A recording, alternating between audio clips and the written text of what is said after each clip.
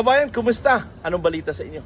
So guys, meron tayo dito mga kabayan. Sila po ay mga housekeeping dito po sa Kelowna. And again, shoutout sa inyo guys.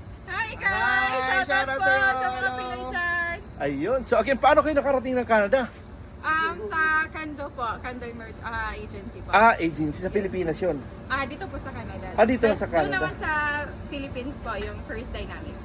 So first dynamic kayo? Yes po. I see. Oh, again, sabi ko nga sa inyo na mayroon ngang first dynamic at yan pang first dynamic ay wala kayong babayaran placement fee, di ba? Legit, yes. Oh, legit yun, di ba? Legit Siya. Oh. Medyo busy lang si Kuya dahil nga siya ay Yes, nag-housekeeping at ako ay nandidisturbo lang.